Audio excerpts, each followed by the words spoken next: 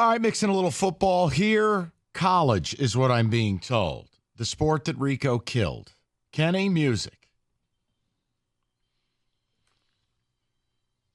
Ah, yes. Should be the SEC on CBS. Thanks a lot, Rico. Thanks a lot, Rico. Hope your vacation sucks. Kenny? So the SEC Media Days began on Monday, so there's a few stories that came out from that. Nick Saban's orange hair. We'll touch on some of those right here. Okay.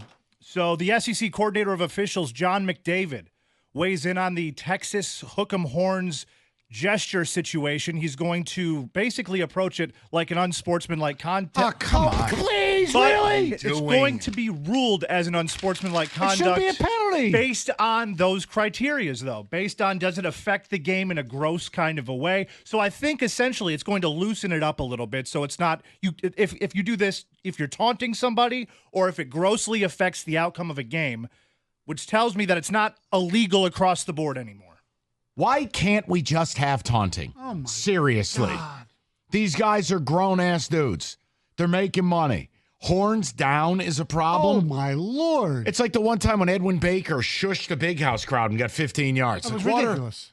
Huh? That's ridiculous. It's silly. What are we doing? It's not like you rolled up. You roll up to a player's mom and you're like, oh, right there. That's different. After Mason Graham takes, what's his face, Quinn Ewers to the ground in game 2, he should do the horns down right Why in his not? face. It's Yes. fun. Yes. I hate everything. Once again, I blame Rico. That's my answer, and I'm sticking to it. I'm on board with that. Kirby Smart was speaking to the reporters. He said he will be substantially fining players for driving violations via their NIL collective. Is that the right thing to do? Too much? Not enough? Not enough. It's not enough. Don't let him play. It's better than saying, I'm going to run him out there every single play. He's going to get 50 yeah, touches. It's better than that, Okay. yes. But Now- if you're gonna hurt the player and hurt the team, which it should, he should sit out a game. Or I will whatever. agree with you, Kenny. But if the bar is one of the worst coaching answers of all time, which is, oh, I've done it 1,500 times, that's not a great bar to clear. What I would say is you got to hit them where it really hurts, which is the way that they make their money, which reduces their ability to make NIL. And you teach them a valuable lesson. To me, you fine them and you sit them down. But again, Rico ruined the sport. The kids are running the sport. It's silly. Can I ask you a question? Yeah. Paul Feinbaum said this, and I wanted to know if you two agreed, that Kirby Smart is Saban in his prime.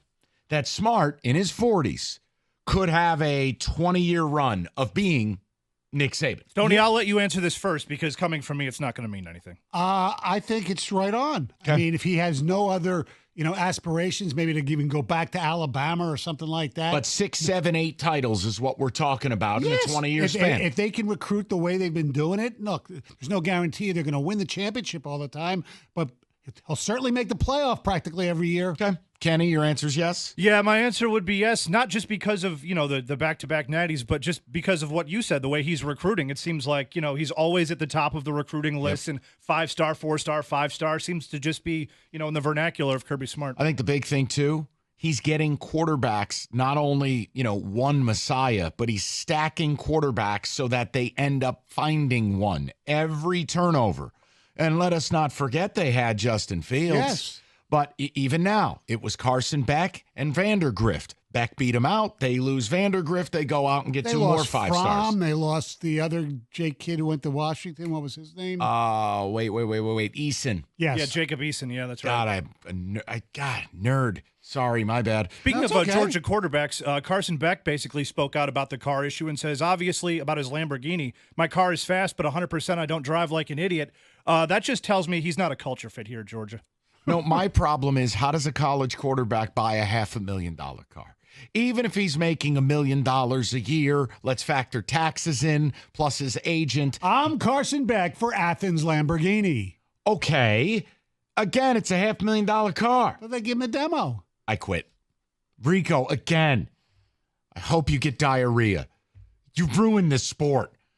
Georgia's quarterback driving a Lamborghini. I mean, I'm sorry. What tech startup did you create? I know. He drives it safely. I don't know if he belongs at Georgia. Yeah, he couldn't safely get you to the playoff last year, you bum.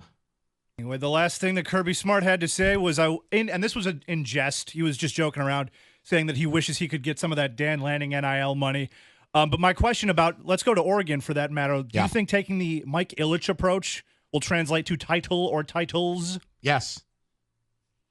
Yeah. 100%. Because, look, especially with Phil Knight's doing, I mean, they're getting rid of they're not spending on a lot of things except NIL. He's 86. He wants a championship. They're in the Big Ten. The money's rolling in. He's going all in. And all this is, it's not like baseball where you're signing bad deals. These are one-year deals. And they're getting the best players in America, and they're doing it up front. Again, offensive and defensive line, it's elite, and they're putting people in the league on a regular basis. That's the SEC model. That's the only way you can play with a team like U of M, with a team like Ohio State, with a team like Georgia, etc. You got to be able to win in the trenches.